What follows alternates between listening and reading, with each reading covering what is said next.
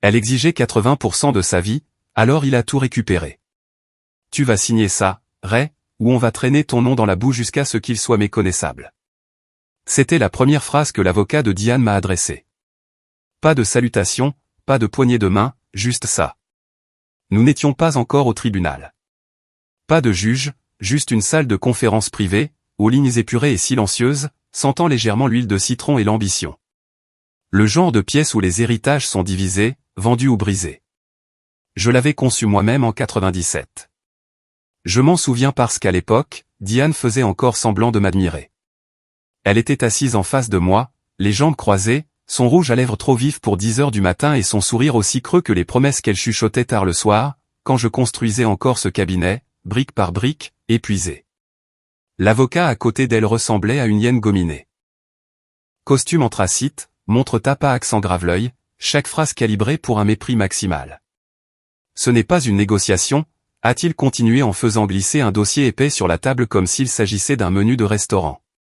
80% de tous les actifs, y compris le cabinet, les 2 propriétés et les droits sûrs. Ah, oui, le brevet de conception modulaire préfabriqué, celui que vous avez déposé il y a 6 ans sous Aldan Innovation. Il a dit cela comme s'il avait découvert un secret d'État, comme si j'étais censé tressaillir. Diane ne m'a même pas regardé. Elle se contentait de faire tourner son café. Froide et suffisante. Je n'ai pas touché au dossier. Je n'ai pas scié. J'ai simplement ouvert le registre des réunions, celui que notre cabinet utilise pour chaque visiteur juridique depuis 2004, et j'ai signé mon nom avec le même stylo que j'avais utilisé pour approuver nos 5 derniers grands projets immobiliers. Ray, dit Diane doucement, sur le ton qu'on emploie pour parler à un chien mourant. Ne rends pas les choses plus difficiles qu'elles ne doivent l'être. Soyons matures à ce sujet. Matures. Venant de la femme qui avait orchestré une campagne de rumeurs parmi notre personnel, insinuant que je perdais la main, tout en jouant à des jeux de séduction corporatifs avec son pseudo-consultant. Mature, venant de la même bouche qui m'avait dit un jour que je ne donnais pas assez d'attrait luxueux à la marque du cabinet. J'ai regardé le parajuriste qui se tenait près de la porte, un jeune type, nerveux, peut-être nouveau. J'ai hoché la tête une fois.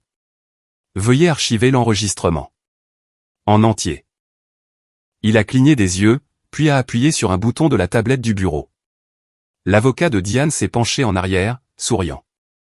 Archivez-le, encadrez-le, passez-le à votre pot de départ à la retraite. Vous serez dehors d'ici le prochain trimestre fiscal. Quoi qu'il en soit, voici la partie amusante. Lorsqu'un homme reste silencieux dans un moment pareil, tout le monde suppose qu'il est impuissant, qu'il est en train de craquer, qu'il fait des calculs mentaux et qu'il arrive à court. Ce qu'il n'envisage jamais, c'est que peut-être, juste peut-être, il a déjà enclenché le compte à rebours de quelque chose dont ils ignorent encore l'existence. Et peut-être, juste peut-être, qu'il a fini d'être celui qui se tait pour quelqu'un qui n'a jamais cessé de parler de ce qu'elle méritait. La plupart des gens qui entendent des histoires comme la mienne ne s'abonnent jamais. Mais si vous avez déjà construit quelque chose juste pour voir quelqu'un d'autre essayer de partir avec, faites-le maintenant. Cela nous motive à continuer de bâtir ces histoires comme Ray a bâti cette pièce. Précise, ancrée au sol, et avec de l'acier caché sous le grain du bois.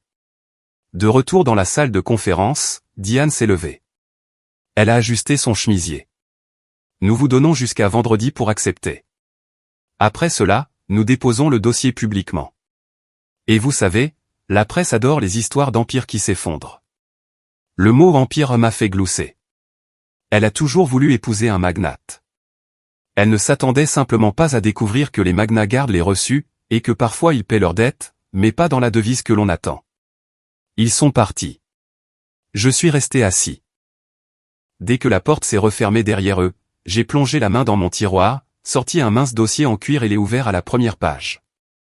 Il était daté d'il y a 5 ans et ne m'était pas adressé, mais il allait devenir la première véritable leçon d'architecture pour Diane.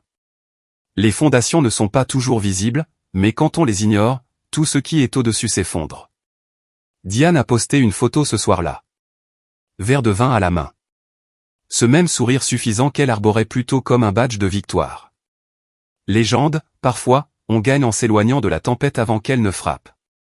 Elle avait identifié son amie Tessa, celle qui rit toujours un peu trop fort aux blagues de Diane. Et je suis sûr qu'elle avait répété cette phrase 5 fois avant de la publier. Du champagne numérique. Une vantardise creuse. Elle pense que c'est fini. Elle pense que je me suis couché. Elle ne sait pas que j'avais, moi aussi, une réunion. À 12 pâtés de maison de là, niché dans un café tranquille juste à côté de Lexington, j'étais assis en face de Gerald Kim. Allure soignée, cravate discrète. Le genre de gars qui ne commande pas de café. Il soulève simplement une petite tasse en céramique et sirote comme si le temps se pliait poliment autour de lui. « Tu les as vraiment laissés attaquer avec le brevet ?» demanda-t-il en posant sa tasse avec une précision chirurgicale. Ils en étaient fiers, ai-je répondu. Gerald a eu un petit rire.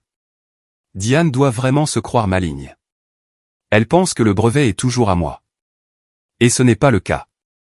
Pas sur le papier. Pas depuis que nous avons restructuré les actifs de Haldan Innovation il y a 5 ans. Tu te souviens de la société Écran? Gerald tapota un dossier manille. Moringo Trust Holdings. Entièrement privé, isolé. Tu ne l'as jamais rattaché à Haldan Architecture dans les dépôts publics. Propre pour le fisc. Zéro traçabilité, à moins que quelqu'un n'assigne le registre des Caïmans, ce qu'ils ne penseront franchement pas à faire. L'ironie ne m'échappait pas. Le brevet même que Diane essayait d'exhiber comme son ticket gagnant, le système d'élévation modulaire que j'avais passé 2 ans à prototyper, n'avait jamais fait partie de la division pour laquelle elle intentait un procès. Dès l'instant où j'ai senti qu'elle s'impliquait trop dans l'image publique du cabinet, j'ai commencé à faire le ménage. Tranquillement. Légalement. Ils se battent pour un château dont j'ai jeté la clé dans l'océan. Gerald ouvrit le dossier, révélant une seule lettre notariée, datée, scellée et horodatée, attestant d'un transfert interne entre Moringo Holdings et un incubateur de design tiers. Le langage était clair comme de l'eau de roche. J'avais désinvesti. Le flux de revenus avait été redirigé, non pas frauduleusement, mais préventivement. Une fois que ça tombe, dit Gerald, leur dossier devient plus compliqué. L'actif qu'elle a listé dans sa réclamation n'existe pas légalement à ton nom. Ils ont déposé une demande avec de fausses informations. Ils ne le sauront pas avant qu'il ne soit trop tard, ai-je répondu. Elle construit un bûcher avec du bois mouillé. J'ai vu l'expression de Gerald passer du professionnel à quelque chose de plus froid. Tu sais, j'ai vu beaucoup de conflits d'actifs virulents. La plupart des gens paniquent. Toi, tu as l'air chirurgical. Elle voulait la guerre, dis-je en finissant calmement mon espresso. Elle va avoir de l'architecture. Chaque ligne délibérée. C'est drôle ce que les gens oublient. Diane a toujours pensé que ma force résidait dans le design, l'esthétique. Elle n'a jamais compris que la véritable architecture n'est pas ce que l'on voit. C'est ce que l'on renforce quand personne ne regarde. L'acier sous la pierre. Les trappes que personne ne remarque avant de tomber dedans. En quittant le café, l'air avait ce piquant du début du printemps. Un vent léger. L'odeur du trottoir humide. J'ai marché le long du pâté de maison, tourné au coin de la rue et sorti mon téléphone. Pas pour vérifier ses réseaux sociaux, pas pour appeler qui que ce soit, juste pour relire quelque chose que j'avais sauvegardé il y a longtemps. La clause originale que j'avais enterrée dans le premier dépôt de Moringo. Ce n'était pas seulement le brevet. Cette société holding contrôlait autre chose. Quelque chose que même Diane ne savait pas qu'elle avait touché. J'ai levé les yeux vers le feu piéton, toujours rouge, et j'ai souri pour moi-même. Ça avait commencé, et elle avait marché droit dedans. Talons aiguilles en premier. 2 jours plus tard, le silence s'est brisé, mais pas de mon côté. Le cabinet d'avocats de Diane, situé dans une tour porte en verre, sol en marbre, machine à café hors de prix, a reçu sa première secousse à 10h42, lorsqu'un parajuriste a couru dans le couloir en agitant une enveloppe brune comme si elle était en feu. Le destinataire, maître Mitchell Farao, le même requin qui m'avait dit que j'avais jusqu'à vendredi pour me coucher. À l'intérieur de l'enveloppe, une lettre formelle de la division d'audit et de conformité de l'Office des brevets et des marques des États-Unis, USTO. Objet, demande de réévaluation et de clarification de la propriété effective dans le litige d'actifs en cours. Brevet d'élévation modulaire 632 AJ. Ce n'était pas envoyé de mon bureau, ni de mon avocat, ni même de Gerald. Non, cela venait directement d'une demande discrète que Gerald avait faite lors de notre réunion. Une demande qui a déclenché un audit interne sur les documents soumis dans la demande de divorce de Diane. Parce qu'au moment où ils ont listé ce brevet sous mon nom, ils sont entrés en territoire fédéral. On ne revendique pas la propriété d'une propriété intellectuelle qui a déjà été attribuée ailleurs sans réveiller quelques dragons. À midi, 3 collaborateurs juniors étaient enfermés dans la petite salle de conférence, leurs ordinateurs portables ouverts, suant et haut sur une erreur qu'ils n'avaient pas commise, mais qu'ils devaient maintenant expliquer. L'assistante juridique de Pharaon, une femme nommée Jenna qui s'était vantée un jour de ne jamais perdre un divorce à gros enjeux, a été entendue en train de marmonner. Pourquoi diable cela n'a-t-il pas été signalé lors de l'examen de divulgation? Parce que vous étiez trop occupé à jouer l'offensive pour remarquer où vous mettiez les pieds. Ils avaient soumis la liste des actifs de Diane avec le brevet comme pièce maîtresse, vantant sa valeur potentielle de licence, ses flux de revenus futurs, tout cela intégré dans la projection de règlement. Mais cette projection reposait désormais sur un terrain instable. La lettre de Lusto comprenait 5 pièces jointes. L'historique des transferts, la structure de détention, les registres des bénéficiaires, et une ligne qui a transformé le sourire narquois de Pharaon en une mâchoire serrée. La propriété effective actuelle réside sous une désignation non contestée transférée à la date du. Sans lien avec les parties en litige. Traduction, vous ne pouvez pas vous battre pour ce qui n'appartient pas au champ de bataille. Pourtant, Diane ne semblait pas inquiète au début. Elle supposait que c'était un contretemps, quelque chose que son équipe pourrait régler juridiquement. Elle était encore trop ivre des vapeurs de sa victoire imaginaire pour sentir le feu. Pendant ce temps, j'étais dans mon bureau en train d'esquisser des variantes de cage d'escalier pour un projet de bibliothèque. Mon téléphone a vibré 2 fois. Gérald, puis Lorraine. J'ai laissé les 2 aller sur la messagerie. Quand je construis quelque chose, je ne me précipite pas. Je laisse reposer. Je laisse la structure respirer avant de serrer les boulons. Pareil pour les pièges. On ne claque pas la porte trop tôt. On les laisse se mettre à l'aise. On les laisse apporter les meubles. À 15 heures, Pharaon avait personnellement appelé le bureau de la propriété intellectuelle pour obtenir des éclaircissements. On lui a dit poliment mais fermement que toute fausse déclaration de propriété dans les dépôts judiciaires pouvait faire l'objet d'une enquête formelle. Cette seule phrase l'a envoyé en mode gestion de crise. Il savait qu'il ne fallait pas défier le langage de l'audit fédéral avec de la bravade. Maintenant, il devait expliquer à Diane que son actif le plus précieux venait de devenir radioactif. Elle ne l'a pas bien pris. Selon une de mes amies encore membre du personnel administratif du cabinet, Diane a fait irruption dans le bureau cet après-midi-là, agitant son téléphone et exigeant de savoir pourquoi un bureaucrate de bas niveau pense pouvoir interférer avec mon divorce. L'un des stagiaires, que Dieu lui vienne en aide, a murmuré que le transfert de brevet semblait propre, et elle lui a presque arraché la tête. Au moment où la lettre est parvenue au conseil interne du cabinet, les murmures avaient commencé. Le faux pas de Pharaon n'était plus seulement un contretemps. C'était un manquement potentiel au devoir fiduciaire. Les associés juniors ont commencé à copier des fichiers sur leur disque privé. La parajuriste qui avait archivé l'enregistrement de notre première réunion a été réaffectée sans explication. Le cabinet faisait bloc pour se protéger. Et moi, je n'avais même pas encore soumis de réponse formelle à la pétition de Diane. Pas de motion, pas de réfutation, pas de citation digne des gros titres, juste un vide silencieux. Et le silence rend les gens nerveux, surtout ceux qui pensent être en train de gagner. Ce que Diane n'a jamais appris sur l'architecture, c'est ceci, ce n'est pas une question de mur. C'est une question de point de pression, les endroits où l'on peut appuyer sans transpirer et faire quand même tomber le plafond. Je n'étais pas allé dans ce quartier de la ville depuis plus d'une décennie. Les rues avaient changé. Des tours de verre avaient remplacé les bâtiments en briques que j'admirais autrefois pour leur honnêteté. Tout brillait maintenant d'un vernis corporatif, creux et froid. Mais le bâtiment devant lequel je me suis arrêté, celui-là, je m'en souvenais. Ecten Muro Becker & Locke.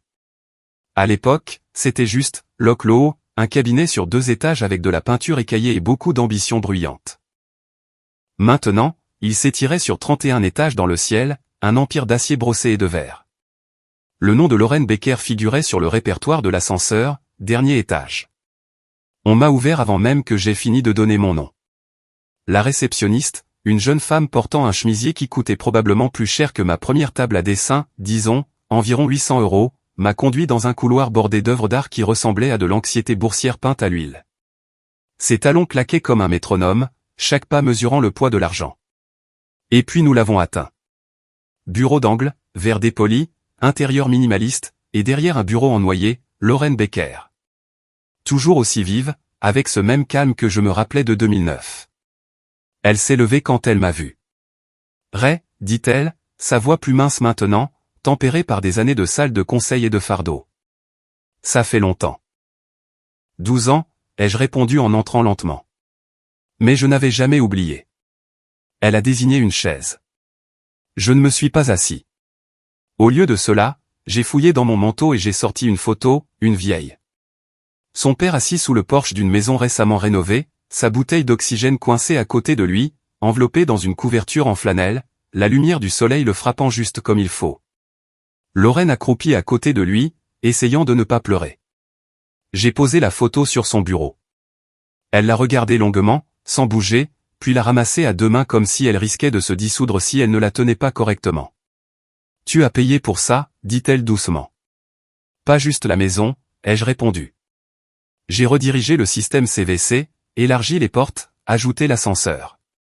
Ton père a pu passer ces derniers mois dans la dignité. Aucun entrepreneur ne voulait prendre son cas.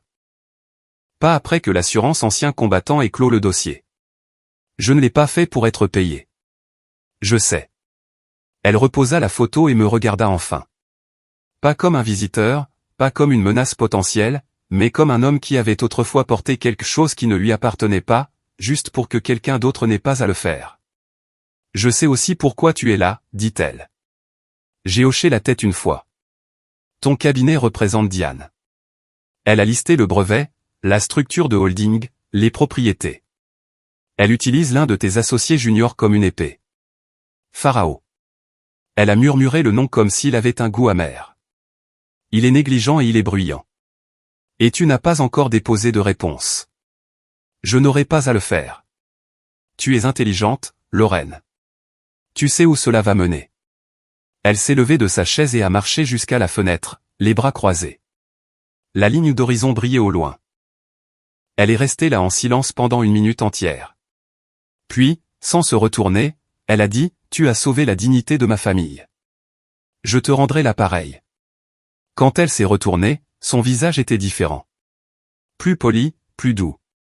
C'était le visage d'une femme qui avait survécu à une jungle de tribunaux et d'ambition. Le contrat de Pharao comporte une clause de conflit d'intérêts. Il n'a jamais divulgué l'implication passée de Diane avec moi. Rien que ça, c'est un problème. Ajoute l'erreur sur le brevet, c'en est un plus gros. Mais la partie qui m'énerve vraiment. Elle marcha jusqu'à son bureau, tira un tiroir et récupéra le registre d'enregistrement de la médiation. Point c'est qu'il a laissé cela se jouer sous la bannière de mon cabinet sans me le dire. Il a utilisé notre réputation comme couverture pour un coup que je ne peux pas ignorer. Je me suis enfin assis. Tu vas le retirer, ai-je demandé. Je ferai plus que ça, dit-elle. Mais je le ferai discrètement. Tu n'as pas besoin d'un spectacle. Tu as besoin de précision. Elle me regarda à nouveau, et cette fois, je l'ai vu. De la gratitude mêlée à autre chose. Un sens de la dette, oui, mais aussi une volonté de l'équilibrer selon ses propres termes. Merci, ai-je dit. Répondit-elle. Merci de m'avoir donné le temps dont j'avais besoin pour dire au revoir à mon père. C'était le vrai cadeau. Maintenant, laisse-moi te donner quelque chose qui dure plus longtemps que le chagrin. Nous ne nous sommes pas serrés la main. Les gens qui se doivent quelque chose de réel le font rarement. Au lieu de cela, elle a glissé la photo dans un dossier en cuir. Puis, elle a pris son téléphone. Annuler mes 2 prochains rendez-vous, a-t-elle dit à son assistante. J'ai un dossier à rouvrir. En remontant dans l'ascenseur, la ville semblait différente, comme si quelque chose de lourd venait de bouger sous la surface. Et quelque part bien au-dessus, l'échafaudage sur lequel Diane construisait son faux empire venait de subir sa première fissure silencieuse. Il y a quelque chose de presque poétique dans la façon dont la plupart des désastres commencent. Pas avec un cri, mais avec un paragraphe. Lorraine est restée assise à son bureau tard dans la nuit. La ville à l'extérieur, une tache floue de lumière jaune à travers le verre teinté.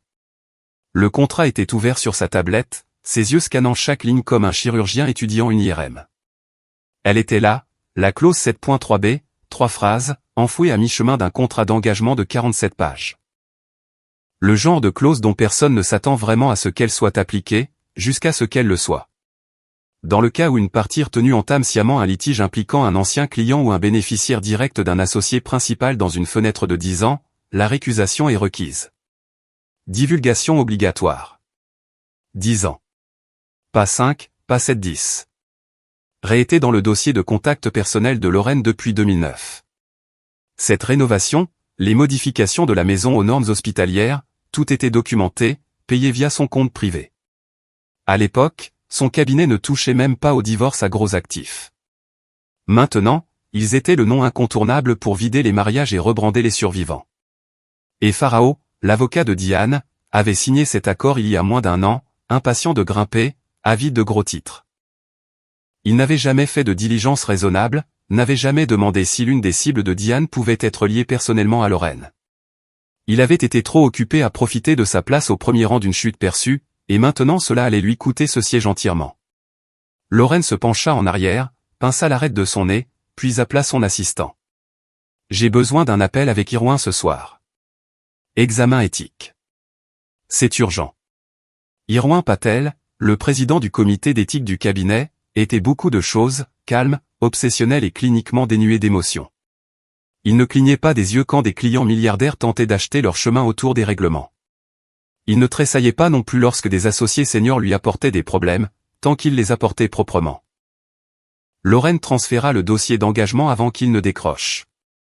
10 minutes après le début de l'appel, Irouin posa une question. « Monsieur Farao était-il au courant de votre lien antérieur avec le client ? Il a été informé cette semaine. Ray est venu me voir directement. Et il n'a pas divulgué le conflit au support contentieux. Non. En fait, il a renchéri. Il a qualifié le client d'obsolète lors d'une médiation. » Irouin ne répondit pas tout de suite. Elle entendit taper au clavier. Finalement, il dit, il est compromis et il a mis le cabinet en danger. D'accord. Lorraine, nous aurons besoin d'un mémo écrit d'ici demain matin. Vous l'aurez. Il raccrocha. Elle resta assise un moment de plus, fixant le contrat comme s'il venait de lui chuchoter un secret. Puis elle ouvrit un deuxième fichier. Protocole de révision interne, celui qui s'active lorsque la conduite d'un associé passe de la négligence à la responsabilité civile. La clause 7.3 n'était pas seulement une politique. C'était une sécurité. Pas parce qu'il s'attendait à ce que les gens l'utilisent, mais parce que le cabinet avait besoin d'un frein d'urgence au cas où l'ambition deviendrait aveugle. L'avocat de Diane venait de traverser le barrage tout feu éteint, et l'épave allait bientôt être publique. À 7h42 le lendemain matin, Lorraine convoqua Farao dans son bureau. Il arriva avec 5 minutes de retard, portant sa confiance comme une eau de Cologne. Trop forte, trop évidente. Elle ne l'invita pas à s'asseoir. Il y a eu une violation de conflit d'intérêts, dit-elle en lui tendant un dossier. Le litige de votre cliente implique directement un de mes anciens clients, dont le dossier est toujours classé sous statut protégé. Farao ouvrit le dossier, le parcourut. C'est daté d'il y a 12 ans. C'est tiré par les cheveux, Lorraine. La clause 7.3 ne s'étire pas. Elle stipule 10 ans, et elle rend la divulgation obligatoire. Vous ne l'avez pas fait. Je ne savais pas, ce n'est pas une défense. C'est un aveu que vous avez omis de vérifier. Sa mâchoire se crispa. Alors quoi maintenant ? Je me retire, et on passe ça à quelqu'un d'autre ? Non, dit-elle calmement. Vous vous retirez et le cabinet vous remet au conseil de révision. Il y eut une pause épaisse, le genre qui a un goût de rouille. Tu me jettes sous un bus pour une relique qui n'a pas su garder son mariage intact ? Je protège ce cabinet de votre négligence, dit-elle d'une voix glaciale. Et du procès que votre imprudence a failli nous valoir. Farao claqua le dossier. Elle sera furieuse. Diane n'est plus notre cliente. C'est là que son visage a finalement changé. Pas en peur, pas tout à fait, mais quelque chose de proche. Comme un homme qui vient de réaliser que la corde qu'il tenait n'était pas attachée à une ligne de vie, mais à une mèche. Lorraine lui tendit une enveloppe scellée. Avec effet immédiat, vous êtes suspendu de tout litige actif. Une enquête formelle commence aujourd'hui. Les opérations juridiques ont déjà été informées. Alors qu'il sortait en trombe, le silence qui suivit ressembla à une décompression. Pas un soulagement, pas encore, mais un dégagement d'espace, juste assez pour mettre la pièce suivante en position. Le marteau était levé et Ray n'avait pas levé le petit doigt pour que cela arrive. La salle était trop calme pour une séance de médiation. Pas de bourdonnement d'assistants juridiques installant des ordinateurs portables. Pas de bruissement sec de piles de papier mélangées. Juste 4 chaises autour d'une table polie. 2 pichets d'eau intacts et Lorraine Becker déjà assise au centre gauche, là où Pharao garait habituellement son ego. Sauf que maintenant, cette chaise était sinistrement vide. Je suis arrivé 2 minutes en avance. Vieille habitude. Je portais un costume bleu marine simple, pas par stratégie, mais parce que c'était le même que je portais le jour où j'avais signé mon premier contrat client dans ce même bâtiment, en 1988. À l'époque où personne ne connaissait mon nom, et où personne n'avait besoin de le connaître. Je me suis assis sans parler. Lorraine m'a fait un signe de tête polie, puis est retournée au dossier devant elle. Elle n'était pas nerveuse. Elle était préparée. Puis la porte s'est ouverte. Elle s'est ouverte vite, comme toujours. L'entrée signature de Pharao. Audacieuse, théâtrale. Mais cette fois, il s'est arrêté en plein pas, sa main tenant toujours la poignée de porte à mi-chemin entre l'enjambée et le trébuchement. Parce que Lorraine était déjà là, à sa place. Dossier ouvert, calme comme un chirurgien. Pharao cligna des yeux 1 fois, 2 fois, puis redressa sa colonne vertébrale comme un homme essayant de bluffer une blessure. Qu'est-ce qui se passe? Lorraine ne leva pas les yeux. Vous avez été avisé de la révision éthique. Mitchell, cette réunion se poursuivra sans vous. Diane entra derrière lui, tenant toujours son téléphone, un sac à main de créateur en bandoulière comme un trophée. Quand elle vit Lorraine, elle fronça les sourcils. Où est-ce que Mitchell est censé s'asseoir? Lorraine ferma le dossier, posa doucement ses paumes sur la couverture et leva les yeux. Madame Réaren, votre représentation a été résiliée. Monsieur Pharao a été suspendu de tout litige actif. Le cabinet s'est également retiré de votre dossier. Avec effet immédiat. Diane cligna des yeux comme si elle avait mal entendu, puis rit. Attendez, quoi? De quoi parlez-vous? Mitchell est mon avocat. Nous avons une stratégie. Vous aviez une stratégie, dit Lorraine, et elle était construite sur des conflits non divulgués, des violations éthiques et l'inclusion inappropriée d'actifs qui ne vous appartiennent pas, ni à votre patrimoine conjugal. Le visage de Pharao se tordit. Vous ne pouvez pas faire ça devant lui. Lorraine se tourna. Monsieur Aldan est la partie lésée ici. Il a le droit d'assister à la correction d'un manquement professionnel. La voix de Diane devint plus aiguë. Vous ne pouvez pas juste. C'est censé être privé. Madame Réaren, dit Lorraine, maintenant totalement composée et froide, ceci est une correction juridique. Vous avez engagé notre cabinet sous de faux prétextes.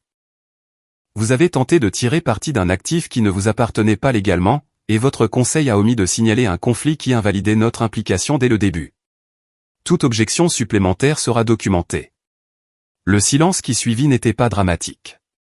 Il était clinique. Le genre d'immobilité qui ne crie pas, qui dissèque. Diane s'assit lourdement comme si l'air l'avait quitté. Sa voix baissa d'une octave, masquant à peine la fureur derrière ses dents. Je veux un autre avocat, quelqu'un d'autre de votre cabinet. Personne de chez Becker et Locache ne vous représentera à l'avenir, répondit Lorraine d'un ton plat. Nous émettons un avis formel de séparation. Vous serez libre de retenir un autre conseil à votre propre discrétion. Elle se tourna alors lentement, délibérément vers moi. Monsieur Aldan, dit-elle, son ton passant de précis à sincère. Au nom de ce cabinet, je vous présente des excuses professionnelles pour la fausse représentation et la pression indue exercée sur vous au cours de ces procédures. Nous regrettons cette négligence. Comment pouvons-nous réparer cela? Je n'ai pas répondu tout de suite. J'ai laissé le silence planer. Diane se tortillait. Pharao serrait la mâchoire si fort que je m'attendais à moitié à ce qu'une molaire se fende. Puis j'ai finalement parlé. Vous l'avez déjà fait. Je n'avais pas besoin d'un chèque. Je n'avais pas besoin d'un gros titre. Ce moment, cet effondrement devant elle, valait plus que n'importe quelle concession qu'elle n'avait jamais prévu de me faire. Pharao essaya de rassembler ses papiers, mais Lorraine l'arrêta d'un seul regard. Laissez tout. Les opérations juridiques récupéreront vos dossiers. Vous n'êtes plus autorisé. Il se figea, puis partit. Diane était assise seule maintenant, abasourdie, sans voix dans la pièce. La femme qui était entrée en s'attendant à une autre victoire déséquilibrée avait soudain l'air de rétrécir sous sa propre ombre. Lorraine se contenta de se lever, de me serrer la main et de dire « Nous nous coordonnerons avec votre équipe juridique. » Tranquillement, proprement. En sortant, j'ai jeté un coup d'œil à la chaise que Pharao avait laissée vacante, encore chaude, tournant encore légèrement suite à sa sortie. C'était le bruit de son plan qui s'effilochait. Pas avec un bang, mais avec le clic discret d'une porte qui se ferme. La réunion était prévue pour un vendredi après-midi. Juste assez tard pour vider l'agenda. Juste assez tôt pour prendre les gens au dépourvu. C'est comme ça qu'on fait quand on fait le ménage. Pas de fanfare, pas de mail le week-end, juste une incision chirurgicale silencieuse.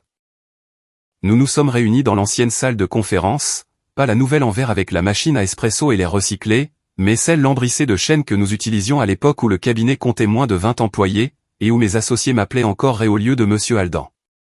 La pièce sentait le cuir et la poussière, exactement comme le devrait un héritage. Nous étions 6, les 3 associés d'origine, et nos 2 plus récents membres du conseil exécutif, plus Eleanor, le conseil interne de notre cabinet, dont le visage de marbre avait été pris pour de l'apathie trop de fois par des gens qui n'ont pas vécu assez longtemps pour le regretter.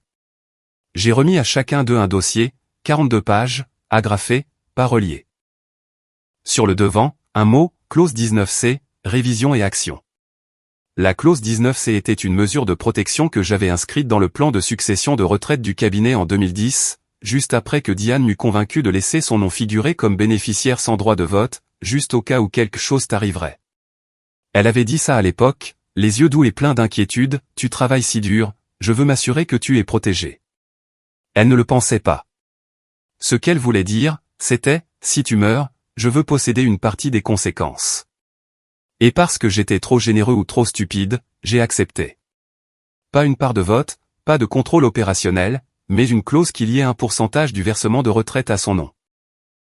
Non liquide, à long terme, passif, le genre de choses que personne ne remarque jusqu'à ce qu'il soit temps de diviser le butin.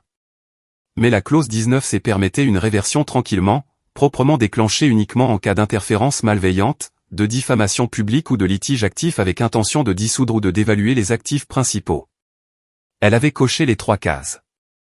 Je leur ai donné 10 minutes pour lire. Personne n'a dit un mot jusqu'à ce que Martin, mon associé le plus ancien, qui avait autrefois partagé un bureau pliant avec moi dans une caravane temporaire, lève les yeux et dise, « Tu es sûr de toi ?» Elle a listé le cabinet dans ses dépôts, ai-je dit. Elle a essayé de saisir une propriété intellectuelle non liée à son nom. Elle a autorisé son équipe juridique à faire pression sur ce conseil par la désinformation, et elle a fait tout cela avec le sourire. Il a hoché la tête une fois. Eleanor a ajouté, il y a un précédent. Retrait propre, aucun risque d'appel. La clause 19C a été signée par l'ensemble du conseil au moment de la rédaction et réaffirmée en 2018. Elle ne l'a jamais contestée. Angela, notre plus jeune membre du conseil, est intervenue. Tu ne nous dois aucune explication, Ray. Elle s'est rendue elle-même un passif. Ensuite, nous avons voté. Ce n'était même pas serré. Unanime, 6 contre 0. Diane Réaren Aldan a été officiellement retirée de la clause de retraite du cabinet, rayée du grand livre interne et marquée comme désassociée pour rupture d'alignement fiduciaire. Langage froid, exactement comme les règlements l'aiment. Eleanor m'a tendu une seule page. Je l'ai signée. Avec effet immédiat, dit-elle en plaçant le formulaire signé dans une enveloppe légale. C'était fait en 9 minutes. Son nom n'existait plus dans nos systèmes d'enregistrement interne. Sa prétention à un flux passif de revenus? Disparu. Pas de clause de caducité, pas de paiement au prorata, juste un rasoir. Et voici le détail qu'elle n'a jamais pensé à considérer. La clause était rétroactive, ce qui signifiait que chaque distribution qui lui était destinée depuis le début du litige était désormais légalement redirigée vers la réserve discrétionnaire du cabinet. Ce soir-là, alors que Diane était probablement assise en train de siroter un cabernet hors de prix dans un appartement en ville qu'elle supposait encore posséder d'ici l'été, un serveur interne s'est mis à jour à 17h une précise. Son nom s'est éteint de notre registre numérique comme une lumière qu'on coupe. Elle ne l'a pas entendu, mais moi si. Cela ressemblait au bruit de la justice qu'on classe tranquillement. La robe était en soie émeraude profonde, taillée à Florence et coûtait plus cher que le prêt hypothécaire mensuel de la plupart des gens, probablement plus de 2000 €. Je le sais parce que je l'ai acheté à l'époque où elle disait encore des choses comme « Je n'ai besoin que de toi, pas du monde ». L'étiquette était encore dessus quand je l'ai trouvée pendue au fond de son placard pendant les premiers jours de notre débâcle. Elle l'avait gardée, imaginant probablement un moment où elle la porterait pour réclamer son statut une fois la poussière retombée. L'ironie, c'est qu'elle a choisi cette robe exacte pour assister à la collecte de fonds de printemps de la Langford Preservation Society. Le même événement auquel nous assistions ensemble chaque année quand les gens nous appelaient encore « les Haldans ». Cette fois, elle est arrivée en solo. Pas techniquement seule, bien sûr. Elle a amené un nouveau compagnon, Devon Brandt, un conseiller immobilier de luxe autoproclamé dont les références réelles semblaient disparaître au moindre examen minutieux. J'avais fait mes devoirs. L'homme ne détenait pas de licence dans l'État et avait exactement un condo rénové à son nom, celui de sa tante. Mais Diane aimait les accessoires. Et ce soir-là, Devon portait un blazer qui avait l'air très cher et l'assurance suffisante d'un homme qui pensait améliorer son rang social par osmose. L'événement se tenait à la galerie HB. Plafond haut, chaises inconfortables, l'odeur du champagne masquant le courant sous-jacent habituel de désespoir politique, le genre d'endroit où les gens parlent en murmure et où les dons sont accompagnés de cartes de visite. Diane est entrée en s'attendant à de la révérence. Au lieu de cela, elle a eu droit à des regards en coin et des chuchotements. Une femme, plus âgée, élégante dans un fourreau bleu marine, s'est penchée vers son mari et a dit derrière un verre serré, « C'est celle qui a perdu son avocat en plein procès ?» Il n'a pas répondu, il a juste froncé les sourcils. Un autre couple, d'anciens amis à nous du circuit du design, lui a fait un signe de tête si faible qu'il frisait l'impolitesse. La femme a esquissé un demi-sourire, mais l'homme a chuchoté, « J'ai entendu dire que le conseil du cabinet de Haldans l'a viré, coupé entièrement. » Diane continuait de sourire. Elle le faisait toujours, mais même cela commençait à se fissurer. Les sourires ne portent pas de la même façon quand la pièce ne les renvoie pas. Elle a accompagné Devon jusqu'au bar et a commandé un verre. Quelque chose de sombre, cher et totalement inutile. Devon scannait la salle avec des yeux de prédateur, calculant qu'il valait encore la peine d'être impressionné. Mais la foule avait changé. La conversation s'arrêtait quand elle s'approchait. Les rires s'adoucissaient, puis reprenaient quand elle passait. Son nom était devenu radioactif. Devon, le sentant, commença à s'éloigner. D'abord juste un pas en arrière, puis deux. Au moment où Diane se tourna pour dire quelque chose, il était en pleine conversation avec un blogueur d'art local connu pour poster plus de photos de lui-même que des peintures qu'il critiquait. Diane appela son nom une fois. Il fit semblant de ne pas entendre. Elle n'appela pas à nouveau. Alors elle resta là, juste décalée du halo de lumière du lustre, un demi-verre de Bordeaux à la main, sa posture parfaite, son sourire figé. Une statue sculptée dans la forme de ce qu'elle pensait être le succès, et pas une seule âme ne l'approcha. D'un coin près de la vente aux enchères silencieuses, l'un des administrateurs, un homme plus âgé avec un appareil auditif et aucun filtre, demanda à un ami assez fort pour que cela porte, « Pourquoi est-elle ici sans Ray ?» Ils étaient toujours ensemble à ces trucs-là. Un autre invité répondit doucement, « Divorce. C'est devenu moche. » Ah. Le vieil homme hocha la tête. Ça explique le parfum de désespoir. Diane tressaillit. Elle ne partit pas tout de suite. Elle s'attarda, espérant que la gravité de sa présence commanderait encore l'orbite de quelqu'un, n'importe qui. Mais elle n'était plus la femme de l'homme qui avait bâti le cabinet. Elle était la femme qui avait essayé de le prendre et avait échoué publiquement. Plus tard dans la soirée, un photographe du magazine Lifestyle local s'approcha d'un groupe de participants près de l'exposition de sculptures. Diane se tenait à proximité, attendant clairement son tour dans l'objectif. Le photographe demanda « Voulez-vous vous joindre à la photo ?» Mais il ne la regardait pas elle. Il regardait au-delà d'elle, vers la femme à côté d'elle. Et quand le flash s'est déclenché, Diane n'était pas dans le cadre. Elle est partie 10 minutes plus tard, seule. Dehors, le vent de printemps tirait sur l'ourlet de sa robe. Elle serra son manteau contre elle, ses talons claquant trop fort contre les marches en marbre. La voiture de ville qu'elle avait demandée était en retard. Elle se tenait sur le trottoir, protégeant son visage du vent, pas à cause du froid, mais parce qu'elle comprenait enfin ce que cela signifiait d'être vue pour ce qu'elle était devenue. Présente, polie, et totalement indésirable. Ils avaient prévu ça pour 9h, mais Diane n'est arrivée qu'à 9h12. Elle est entrée agitée, pas frénétique, s'accrochant encore au dernier lambeau de contrôle comme une femme réarrangeant des perles sur un navire en train de couler. Ses cheveux étaient trop parfaits. Son chemisier trop impeccable. Le genre de garde-robe qui crie « Je vais bien », même quand rien en dessous ne l'est. Il n'y avait pas de public. Juste une seule pièce sans fenêtre, une sténographe au doigt comme des pièces de machine, et Lorraine Becker assise en bout de la table de conférence polie avec 2 dossiers soigneusement empilés devant elle, l'un étiqueté Riaren, l'autre étique Pharao. Diane jeta un coup d'œil autour d'elle comme si elle s'attendait à ce que quelqu'un d'autre vienne la sauver, mais personne ne vint. La greffière hocha la tête une fois et commença l'enregistrement. Lorraine n'éleva pas la voix. Elle ne fit pas les 100 pas. Elle ne prit pas de pause. Elle ouvrit simplement le dossier et posa la première question d'une voix douce comme une corde de piano. Déclinez votre identité pour l'enregistrement. Diane Riaren Aldan. Veuillez confirmer que vous êtes sous serment et consciente que toutes les déclarations faites aujourd'hui sont juridiquement contraignantes et sujettes au statut sur le parjure. Je comprends, dit Diane, déjà irritée. Bien, répondit Lorraine en passant à la page 2. Commençons par la représentation. Avant cette réunion, avez-vous été informé que votre conseil juridique, Monsieur Pharao, a omis de divulguer un conflit d'intérêts direct en violation de la clause 7.3b de l'accord d'exploitation de ce cabinet? Diane cligna des yeux. Je n'étais au courant d'aucun conflit. Il ne me l'a jamais dit. Avez-vous demandé des éclaircissements à Monsieur Pharao concernant sa relation avec les associés principaux de ce cabinet avant de déposer votre demande de divorce? Non. Avez-vous approuvé l'inclusion par Monsieur Pharao du brevet modulaire dans votre réclamation préliminaire d'actifs? Ah, oui. Il m'a dit que c'était une propriété commune. Une documentation vous a-t-elle été fournie confirmant que le brevet était détenu conjointement? Non, admis-elle, mais j'ai supposé. Lorraine leva la main. Veuillez vous abstenir de suppositions. Ceci est une déposition factuelle, non spéculative. Les joues de Diane rougirent légèrement. Lorraine continua calmement.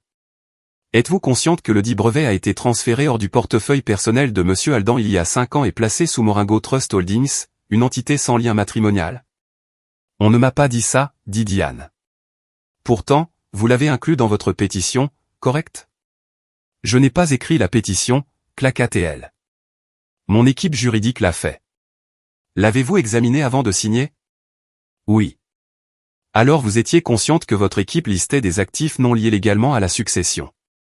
Pause. Je suppose. Vous supposez ou vous étiez consciente? Une autre pause.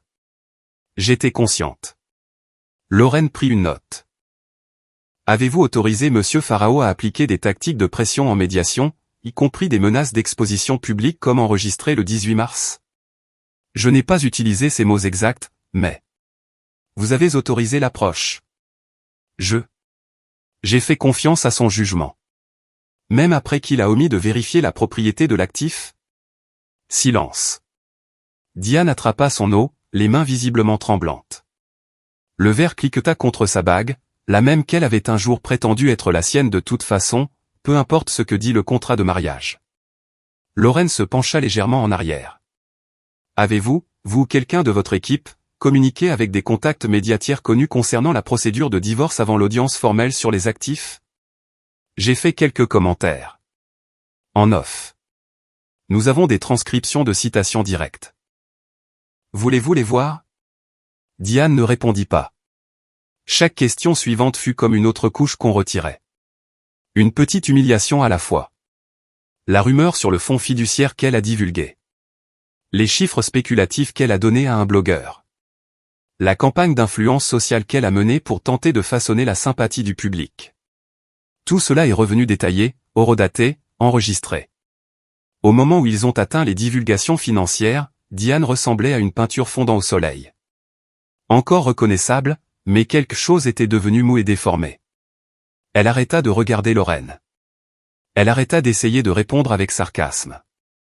Sa voix devint calme, plate. Le genre de ton qui ne vient que lorsque quelqu'un réalise que son prochain mouvement est simplement de survivre. À la fin de la déposition, Lorraine ferma le dossier, se leva et dit simplement « Ce sera tout ». Diane ne bougea pas. La sténographe commença à emballer ses affaires.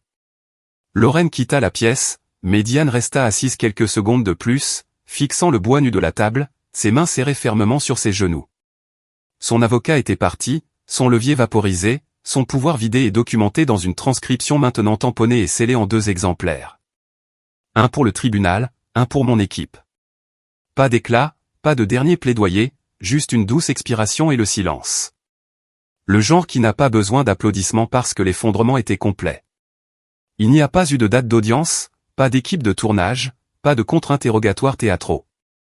Juste une dernière réunion dans un bureau neutre du centre-ville. Clinique, calme, pas de marque sur les murs. C'est comme ça que fonctionne le vrai pouvoir. Il ne s'annonce pas. Il se présente propre, signe des documents et par avant que quiconque ne sache dans quelle direction le vent a tourné. Lorraine était déjà assise quand je suis entré. Dossier ouvert. Stylo plume reposant soigneusement sur un sous-main en cuir. Une carafe d'eau. 2 verres. Pas de mise en scène. Ray, dit-elle doucement en se levant. Lorraine, ai-je hoché la tête. Je n'avais pas porté de cravate depuis des années, mais aujourd'hui je portais la noire. Pas parce que je le devais, mais parce qu'elle aurait détesté ça. Diane ne se joindra pas à nous, dit-elle, presque avec une trace d'excuse. Je m'en doutais. Elle désigna le dossier. Nous avons tout finalisé hier soir. Les révisions sont simples. Tu conserves la pleine propriété de Aldan Architecture et de toutes les entités associées. Le chalet et le condo reviennent à ton nom immédiatement. Moringo Holdings reste intouchable et le brevet modulaire est définitivement désassocié de toute réclamation matrimoniale. Et sa part ? Ai-je demandé, bien que je sache déjà. Lorraine fit glisser les papiers vers moi. Un rachat unique, somme forfaitaire non récurrente, pas de redevance, pas de résiduel. 5% de sa demande initiale. Je n'ai pas tressailli. J'ai juste hoché la tête. Elle a accepté ça ? Elle a signé sur les conseils de sa nouvelle représentation. Je crois que sa phrase était « Faites juste en sorte que ça s'arrête ». C'était cohérent. La femme qui se pavanait autrefois dans les événements avec des talons à 1000 € et planifiait un discours de victoire avant même que la guerre ne commence avait discrètement jeté l'éponge. Pas d'attaque finale, pas de coup de maître, juste de la fatigue. Elle se disait probablement qu'elle s'élevait au-dessus de tout ça. Probablement en train de tisser une nouvelle version de l'histoire pour ses amis. Lorraine me tendit le stylo. Tu l'as construit, dit-elle. Tu l'as protégé. Maintenant, tu le possèdes sans compromis. Au moment où l'encre a touché la page, cela n'a pas ressemblé à une victoire. Pas vraiment. Il n'y avait pas de vague de triomphe, juste de l'immobilité. Le genre qui vient quand on a survécu au feu, à la tempête et au murmure. J'ai signé page après page dans un silence constant. Quand ce fut fini, Lorraine plaça les documents dans une mallette verrouillée et se leva. Pas de communiqué de presse, dit-elle. Pas de fuite, ai-je répondu. Nous nous sommes serrés la main. Ferme, bref, finale. Alors que je sortais dans le couloir, une associée junior, probablement prêtée par un autre étage, se tenait près de la station de café, faisant semblant de remuer quelque chose qu'elle ne buvait clairement pas. Elle m'a regardé, puis a regardé la porte fermée de la salle de conférence. C'était son dossier, demanda-t-elle à Lorraine alors que je passais. Oui. La jeune femme cligna des yeux. Pensait-elle vraiment qu'elle pouvait le briser? Lorraine n'éleva pas la voix. Ne leva même pas les yeux de ses notes quand elle répondit. Elle a sous-estimé le seul homme qui n'a jamais eu besoin d'élever la voix. Je suis entré seul dans l'ascenseur. La porte s'est refermée. Pas de bruit, pas de flash, juste la paix. Mérité, pas accordé. Et derrière moi, un chapitre qu'elle pensait écrire, clos par une écriture qui n'a jamais été la sienne.